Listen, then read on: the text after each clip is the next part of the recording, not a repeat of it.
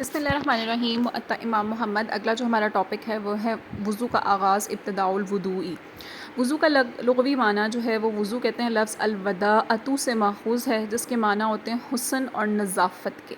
کہتے ہیں اگر آپ لفظ وضو میں واو پر پیش پڑھیں گے یعنی وضو پڑھیں گے اس کو، تو اس کا مطلب ہوگا وضو کرنا، لیکن اگر آپ واو پر زبر پڑھیں گے یعنی وضو پڑھیں گے اس کو، تو پھر اس سے مراد وہ پانی ہوگا جس کے ذریعے وضو کیا جاتا ہے۔ اچھا، یہ جو ہے وہ ہم لوگ پہلے بھی بہت زیادہ آپ لوگ ڈیٹیل میں پڑھ چکے ہیں، تو میرا خیال ہے اس کی بہت زیادہ ڈیٹیل میں جانے کی ضرورت نہیں ہے۔ اس کو سرسری سے آپ پڑھ لیں کہ وضو اور وضو میں کیا فرق ہے،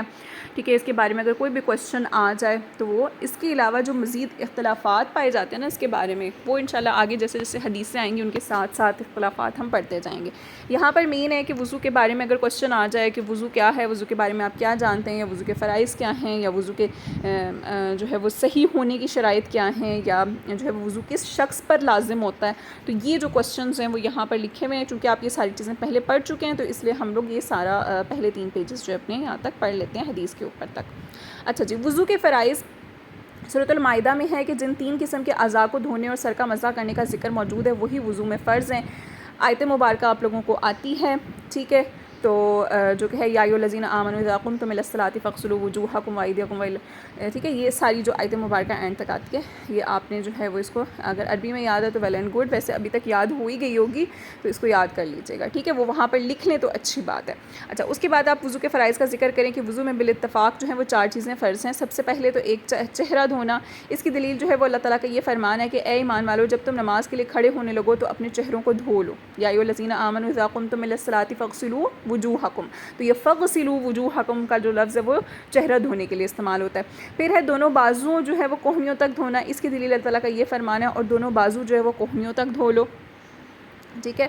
اس کے بعد تیسرا جو ہے وہ سر کا مسح کرنا، جس میں ومسحوا کا لفظ آتا ہے، اس کی دلیل اللہ تعالیٰ کا یہ فرمان ہے وہ اور اپنے سروں کا جو ہے وہ مسح کرو۔ اب مسح ہوتا کیا ہے تو اس کی بے وضاحت انہوں نے آ کے کر دی ہے کہ مسح کا مطلب ہوتا ہے ہاتھ پھیرنا، اور اصطلاح شریعت میں یعنی شریعت کے اعتبار سے اگر آپ دیکھیں تو وضو کے دوران مسح کا مطلب وضو پر گیلے ہاتھ پھیرنا ہوگا، خالی ہاتھ پھیرنا نہیں، گیلے ہاتھ پھیرنا مراد ہوگا۔ اچھا، چوتھا جو فرض تھا وہ کیا تھا؟ دونوں پاؤں کا دھونا، یعنی وضو کا چوتھا فرض جو ہے وہ ٹخنوں تک پاؤں دھونا ہے، اس کی دلیل اللہ تعالیٰ کا یہ فرمان ہے اور اپنے پاؤں ٹخنوں تک دھو لو۔ یہ وہی آیت مبارکہ جو سورہ مائدہ کی ہے وہ کمپلیٹ اس کے بیچ میں آپ کی آ جائے گی۔ اچھا، اب اس کے بیچ میں اختلاف امت یعنی امت کا جو اختلاف ہے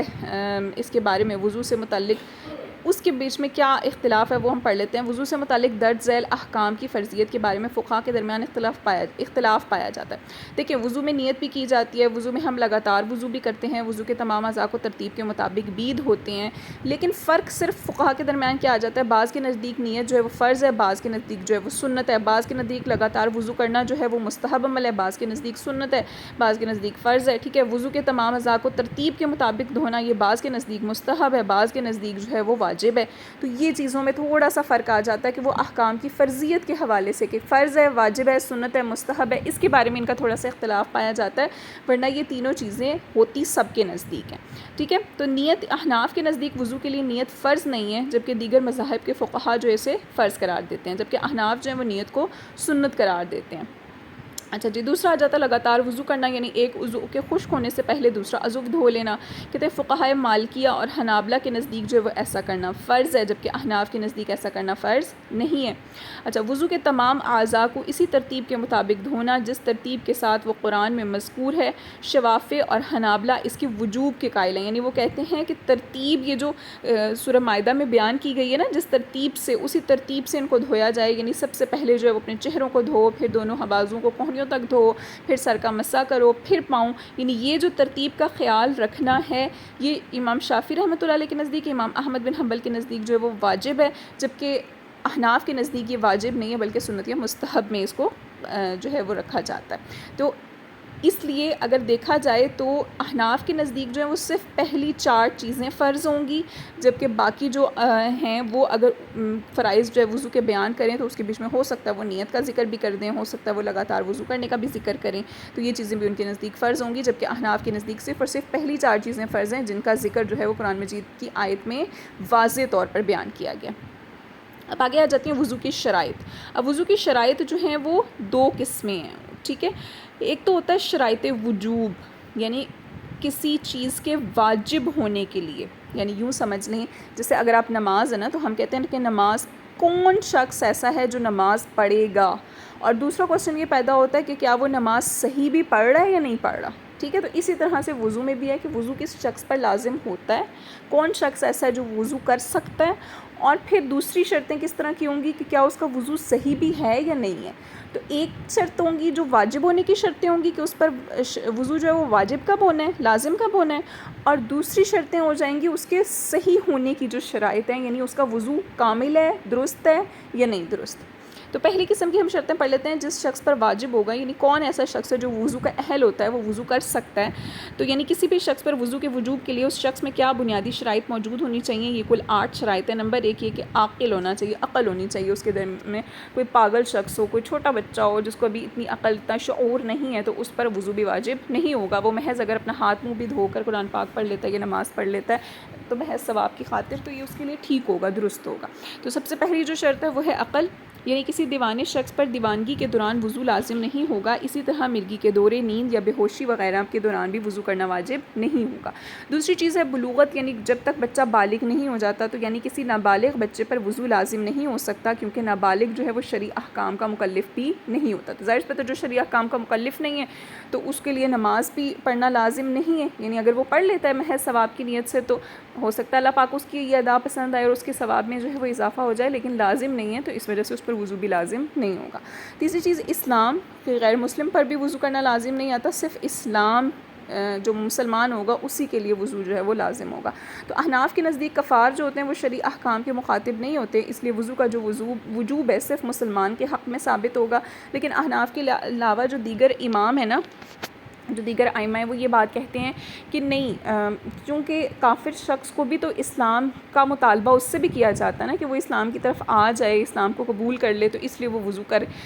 مطلب ہوگا اس چیز کا اہل، اور وہ بھی اس میں شامل ہوگا. لیکن احناف جو ہیں وہ اسلام کو اس کی شرط قرار دیتے ہیں. چوتھی چیز آ جاتی ہے کہ پانی کے استعمال کی قدرت بھی اس پر ہو، یعنی جو شخص کسی بیماری، پانی کی کمی یا کسی بھی اور وجہ سے پانی کے استعمال کے قابل نہ ہو تو اس پر بھی وضو کرنا واجب نہیں ہوگا. یعنی اس کو یہ ڈر ہو کہ اگر وہ پانی استعمال کرے گا تو اس کا زخم مزید خراب ہو جائے گا، اس کی بیماری مزید بڑھ جائے گی، اس کو مزید ٹھنڈ لگ جائے گی جیسے سردی کے موسم میں، یا اس کے پاس پانی موجود نہیں ہے، وہ کسی ایسے علاقے میں موجود ہے تو یعنی پانی کے استعمال پر قادر نہیں ہے، تو اس پر وضو بھی لازم نہیں ہے، پھر اس صورت میں وہ تیمم کر سکتا ہے. نمبر 5 یہ کہ حدث لاحق ہونا، یعنی جو شخص پہلے سے باوضو ہو اس پر دوبارہ وضو کرنا لازم نہیں ہے. یعنی دیکھیں اگر کسی نے ظہر کی نماز پڑھی اور جب تک اس پر کوئی حدث لاحق نہیں ہوا، یعنی کوئی ہوا خارج نہیں ہوئی، اس کو پخانہ پیشاب نہیں آیا، کوئی ایسا جو ہے وہ اس کے جسم سے کوئی ایسی چیز خارج نہیں ہوئی جس کی وجہ سے اس کا وضو ٹوٹ جاتا، بلکہ وہ پہلے سے وضو میں تھا، تو اگلی نماز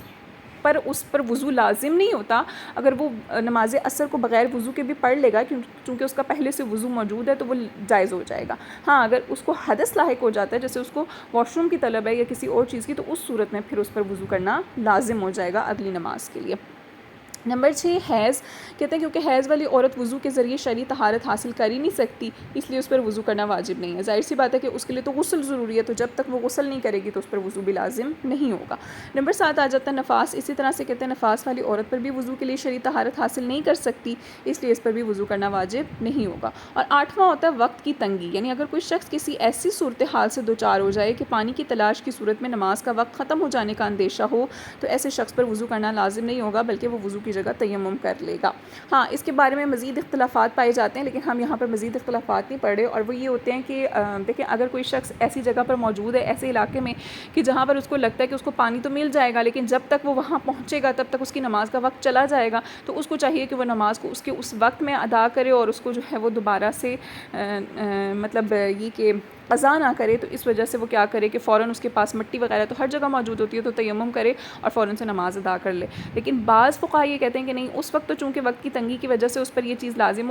ہو گئی تھی، تو اب اس کو چاہیے کہ جب اس کو پانی مل گیا ہے تو پھر اب وہ پانی دوبارہ جو ہے اس سے وضو کرے اور اپنی نماز کو دوبارہ لوٹائے گا. لیکن بعض کہتے ہیں کہ نہیں، چونکہ اس کے ذمہ سے فرض ادا ہو چکا ہے تو اس کو نماز کو دوبارہ لوٹانا بھی ضروری نہیں ہے. تو اس مسئلے میں مزید اختلافات پائے جاتے ہیں، لیکن خیر ہم یہاں پر جو ہے وہ صرف اور صرف شرائط پڑھ رہے ہیں، تو آپ اتنی چیزیں لکھیں گے. ہاں اگر آپ چاہیں تو ان 2 لائنوں کا مزید اضافہ بیچ میں کر سکتی ہیں. اچھا دوسری چیز میں نے آپ کو بتائی تھی، ایک تو یہ کہ کس پر لازم ہوگا وضو، وہ شرائط ہم نے پڑھ لی. اب دوسری چیز یہ کہ وضو اس شخص پر لازم تو ہے،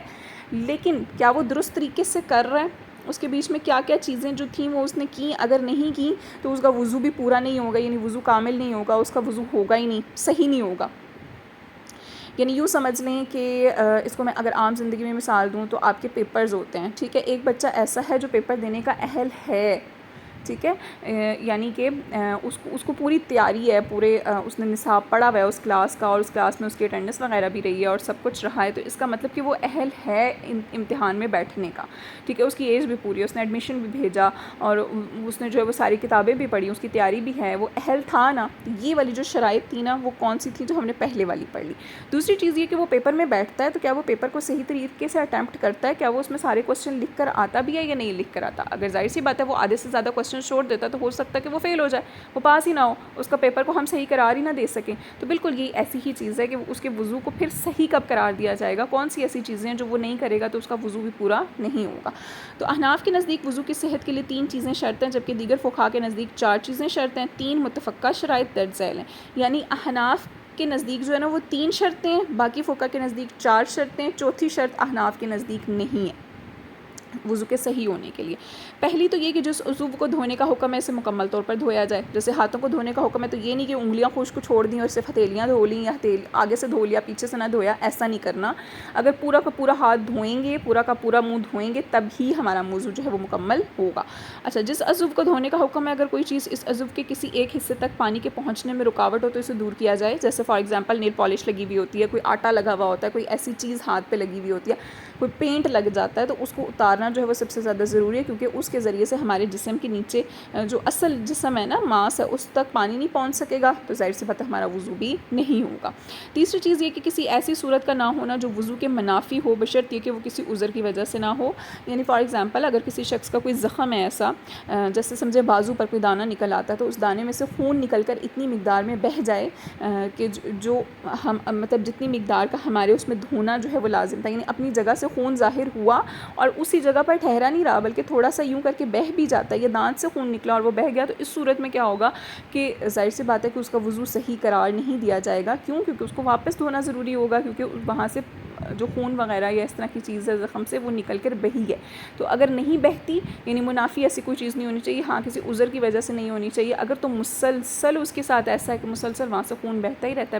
ہے تو اس صورت میں پھر اس کو جو ہے وہ عذر والا معذور شخص قرار دے دیا جاتا ہے اور اس کے لیے چیز جائز ہو جاتی ہے، جیسے استحاضہ والی عورت کے لیے جائز ہو جاتی ہے، ٹھیک ہے۔ تو اس لیے کہ وہ کسی عذر کی وجہ سے نہیں ہونی چاہیے، اگر ایک یا 2 دفعہ ظاہر ہوئی ہے تو اس صورت میں پھر دوبارہ اس کو وضو کرنا پڑے گا، یعنی اس کا وضو صحیح نہیں قرار دیا جائے گا۔ چوتھی شرط جو ہے وہ احناف کے نزدیک نہیں ہے لیکن باقیوں کے نزدیک ہے، یہ شرط احناف کے علاوہ دیگر فقہا کے نزدیک ہے، اور وہ یہ ہے کہ جس شخص نے سابقہ نماز تیمم کر کے ادا کی تھی، اگلی نماز کا وقت آنے پر اس کے لیے وضو کرنا ضروری ہوگا۔ یہ حکم ہر اس شخص کے لیے ہوگا جو کسی عذر کی وجہ سے وضو نہ کر سکتا ہو، جیسے وہ جو میں نے وقت کی تنگی میں ابھی اس چیز کی وضاحت کی ہے نا، یہ وہی چیز یہاں پر آ جاتی ہے کہ بھئی پہلے اگر اس نے تیمم کر کے نماز ادا کر بھی لی تھی تو اب اس کو چاہیے کہ وہ دوبارہ نماز جو ہے وہ ادا کرے۔ بعض یہ کہتے ہیں کہ نہیں وہ والا تو فرض ادا ہو گیا، لیکن اگلی نماز کے لیے اب یہ نہیں کہ وہ پھر تیمم کر لے یا اسی تیمم سے پڑھ لے، بلکہ اس کے لیے دوبارہ وضو کرنا ضروری ہوگا۔ تو احناف کے نزدیک ایسا کچھ نہیں ہے، احناف کے نزدیک ایک دفعہ جب تیمم کر کے نماز ادا کر لیا تو اس کو دوبارہ لوٹانا بھی ضروری نہیں ہے، اور اگلی نماز کے لیے جو ہے وہ اگر اس کے پاس مزید پانی درکار نہیں ہے